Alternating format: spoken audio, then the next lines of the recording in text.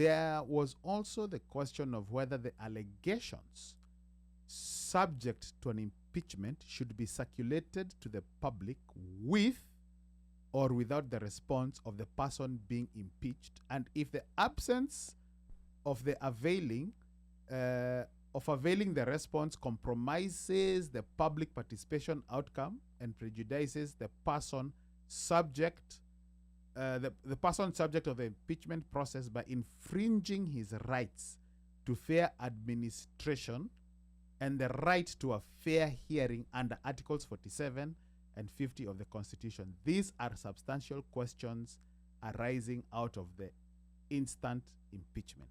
That happens. They say they make a decision, a ruling that there was not enough public participation. What does it do? Does it only just delay the inevitable, or does it stop the impeachment from happening completely? So that is an unknown. Because what the courts cannot do is that they cannot stop Parliament from proceeding to do another impeachment, starting it afresh. If this one is considered null and void, Parliament can just restart it afresh. Because the government has proved that it was enough for them to collect all those signatures or to have enough public participation, because they held it. Was it for how many days did they do the public? It was, I think, 2 days. Was it two? I 2 think days. It was 2 Yeah. days, yeah. They did it 2 days. They did it in every constituency. They did it at constituency level. They allowed. They invited the public to come in places where other people. There are places where people didn't go. The people chased away the MPs. But at the end of the day, even if they say that there was people are saying kufa dereva kufa makanga, people didn't say makanga si kufe dereva ndo akufe pekee.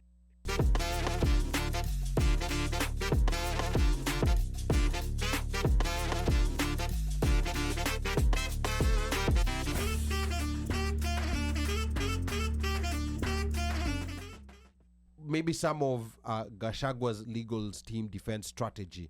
What are they going to be saying? Mika feels very strongly that it doesn't matter what they do. Even Professor Makau Mutua, Ali, I think it was yesterday, I can't remember, he told Muite to stop misleading the deputy president. This is a done deal. But what is it that they have? What joker do they have that maybe people are not seeing? Wapenzi wachangiaji. Karibuni sana. So let me first start by saying to chime in on what Gerald was alluding to. Right now, the perception of Gachagua being ousted when Raila has joined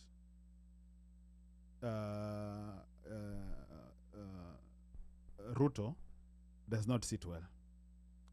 Perception. With who? With Mountain.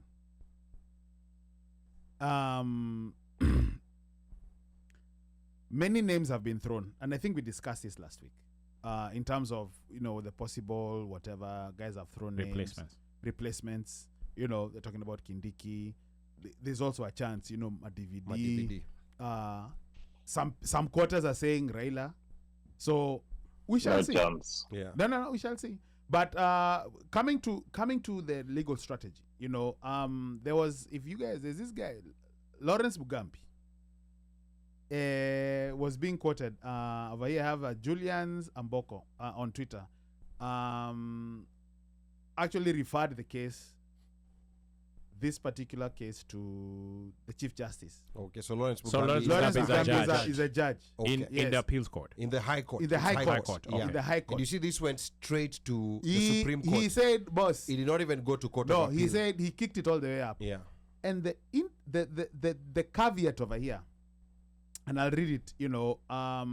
He says here, and he quotes it over here. He says, there was also the question of whether the allegations subject to an impeachment should be circulated to the public with or without the response of the person being impeached, and if the absence of the availing of availing the response compromises the public participation outcome and prejudices the person subject the person subject of the impeachment process by infringing his rights to fair administration and the right to a fair hearing under Articles 47 and 50 of the Constitution. These are substantial questions arising out of the instant impeachment. That is very, very Think about interesting. that. You know, because that particular part, Yes. a lot of the arguments on the charges, people are saying, you know, like the charges, you know, like the 11 of them. So the legal team might beat some of them. They will not be able to beat all the 11 of them. But this particular one is a joker, because if let's say, for example, like the Supreme Court Yes. decides to take this into consideration, it means whatever charges came after that, it doesn't matter. Yes. So it nullifies all the 11 charges. So if we get an activist ruling where they side with Gachagua's defense team, which I'm not saying that's what's going to happen, but I'm just saying if we get that ruling, this will negate everything else that came Ali. after that. Now, Mika, here's another thing. You know, because this is public participation. So ideally, presentations, these things have been leaked. They have been. They were not leaked. They were actually given to the public. They were given to the public. Yes. So now there's also the question of, you know, so he says over here, there's a question on as to whether Standing Order 65, the procedure of removal of the deputy president from office, provides ample room for meaningful public participation in the impeachment process.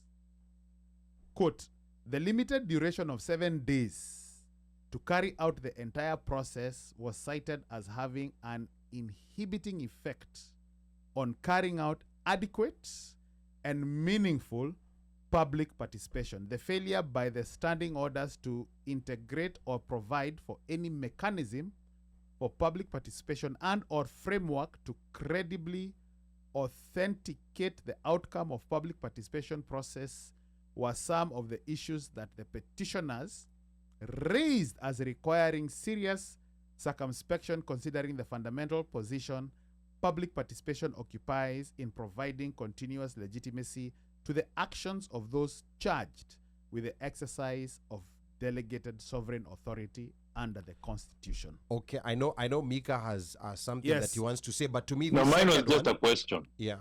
that I think, Ali, you will be the best person to answer this. So that happens. They say they make a decision, that a ruling that there was not enough public participation. What does it do? Does it only just delay the inevitable, or does it stop the impeachment from happening completely? So that is an unknown. Because what the courts cannot do is that they cannot stop Parliament from proceeding to do another impeachment, starting it afresh. If this one is considered null and void, Parliament can just restart it afresh. So this will buy them time to do it again. So now this second one also brings, I'm interested to see what they'll determine is a reasonable timing for public participation on impeachment of a deputy president, because we've never had public participation on the impeachment of a deputy president. Now, yes, this might also go, like reverse gear. Remember, there are also current sitting governors who've been impeached and convicted by the Senate, but are in office courtesy of a court order. Yes. There are some who've already been impeached, Ferdinand Waititu and Sonko. Mike Mbuvi Sonko. Yes. So now, if this is now reversed and looked in retrospect in terms of how much time was there public participation on the impeachment of these governors, how much time was that given? How much of this, the jurisprudence that comes out of this ruling, will also be applicable to those of governors as reasonable timing? Because these are things that have not been written in law. So one positive thing that we are getting out of all this, despite the fact that this impeachment is distracting other important issues, is that there's forceful civic education that is happening. And also remember when Gachagua was defending, when he had the presser, Yeah. he said, I am taking my case, or this case has to be taken to the people Yes. that elected me, Yes. the 7.2 million. Mm-hmm. I am taking my case to them. Yeah, he took it to the court of public opinion. Yes. Yeah, and I think the strategy that he had at the point, it worked, because you started seeing, like people now softening towards his plight.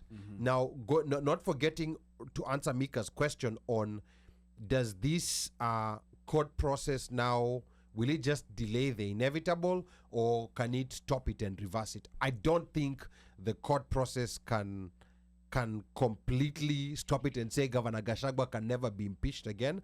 But I think what they can is say that this current one, based on that public participation, The procedure. defense, The procedure. the process and the procedure. Yes. Because this will negate all the 11. Because part of the strategy of bringing 11 charges was that a defense will come, they'll try to defend them, they can defend a couple, they'll not be able to defend 11. But now, with Mwite being a very experienced defender, he went for a strategy whereby he picked up on the process, whereby if it sails through, it will block all the 11 charges. Because remember, okay, Mika, But go then- ahead. No, Mika, Yeah. go ahead. I think my question for me is this, because I guess it's, yes, the judge will say that he wants to take it to a 3, and I believe that was an easy way out for him.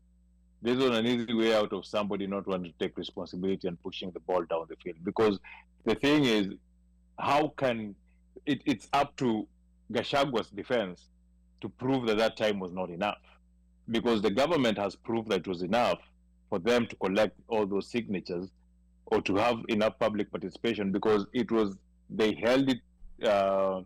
Was it for how many days did they was 1 day. do the public? It was, I think, 2 thing? days. Was it two? I 2 think it days. was 2 Yeah. days, yeah. They did it 2 days. They did it in every constituency. They did it at constituency level. They allowed. They invited the public to come in. In places where there are places where people didn't go. The people chased away the MPs. But at the end of the day, even if they say that there was, people are saying kufa dereva kufa makanga, people didn't say makanga si kufe dereva ndo akufe pekee. So the I don't see them getting away with it. For me, I just feel it was a way of whereby a judge pushed the ball down the road, and with how where will the 3 judges that will be appointed by the CJ be able to refer before or now? Because if they refer by example on what's happening to the country and all the other impeachments, they've had less time for public participations, and the impeachments have stood. So it is a good defense, that I don't see how the defense can prove beyond reasonable doubt that that time was not enough. Okay, now that's now, like the government. You mentioned that the government has proved. The government hasn't proved anything, because this case hasn't gone to court. It's the court to determine whether, whether those two, regardless of whether they're able to go to all the constituencies and get the signatures, the court is the one that will determine. Because if you see the way that defense was worded, they characterized the impeachment of a deputy president as a weighty issue. Like it's a weighty national issue. So now these are the things that will now bring jurisprudence to determine what is reasonable. And Uno I was gonna say, Bandio mentioned something. I wish he was here so that he can say it. I think another issue was the way it was conducted, in that you first discuss the charges, you first ideally you say what you're going to say, then you bring a guy in, okay, defend yourself, instead of the guy coming in, these are the charges, what do you these are whatever, okay, let us counter, to at least give even the parliament or the members there, the guys who had signed, who had put their signatures on, a chance to listen. Yeah, those two. So it's like those two charges. This is like the putting the cart before the horse. Yeah, those That's two what they charges are existential. It's a defense strategy kama ya Gabriel na Saliba, if I use a soccer analysis, whereby it's kind of like if this defense line works, it doesn't even matter if the other ones work